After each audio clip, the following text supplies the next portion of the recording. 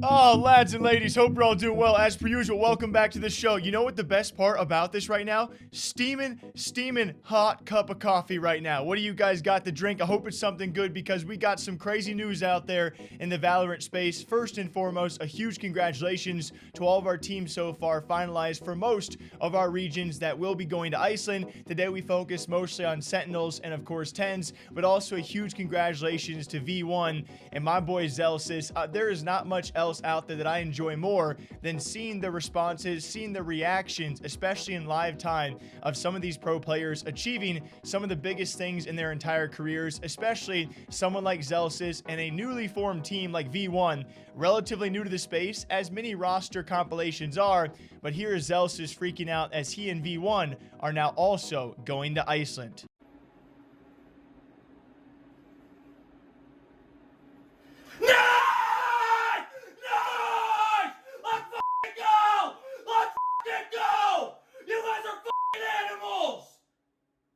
And it's just knowing the road he has had from back and forth, the Counter-Strike to Valorant, that is just, it's so amazing. I'm sure a lot of you guys are also here for Sentinels, who also had a pretty stellar run. That run does continue in the grand finals today as well. We'll see how that matchup does go, but both those teams have now qualified. Sentinels, obviously a huge headline out there. It is just crazy to see not only a sick, just an absolutely sick player, but alongside that, the storylines with Sentinels being how the heck they almost didn't even make it to this point. Of course, the event. Of course, then you got TenZ on top of that, being on loan yet again. We'll talk about his story in a second.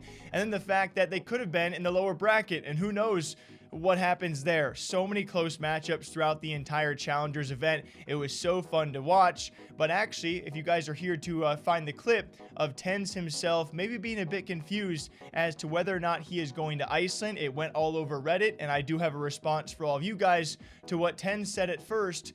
He wasn't sure if Cloud9 would actually continue to loan him out to Sentinels at Iceland, especially if Cloud9 and Sentinels both qualified. I don't think C9 would let me go with Sentinels is if C9 also qualified for the Iceland LAN, and it's kind of like helping the enemy team at the first LAN. So I could see that potentially just causing me not to be loaned, but I think if C9 doesn't make it and we do make it to Iceland, that they would easily. To which Jack Etienne did respond on that Reddit post saying that is untrue. They actually have a long-term agreement. I reached out, spoke to Jack very briefly, and can tell you guys, I already tweeted this out as well. They do have a long-term agreement, that being Cloud9 and Sentinels, that allowed them to use TenZ at Iceland, and what Jack said, through Iceland and beyond. I didn't get any extra details for you guys. I do apologize. I know that's super broad, especially because recently, we talked all about Sinatra, his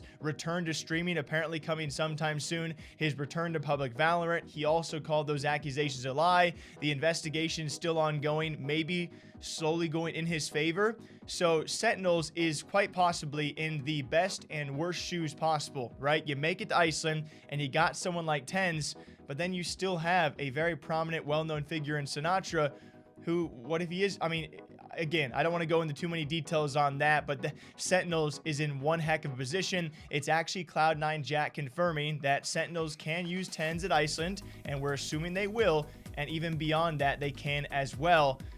So we'll see what happens. Frick, it's crazy the times we are in right now. But of course, for me, a focus has to be in the North American teams. Cloud9 would so close. You think about the CS changes they made from their Counter-Strike roster before leaving CSGO for the time being. You get Zeta and you get Floppy over there, and you get that close to making Iceland just weeks after transitioning those players into your full-time roster.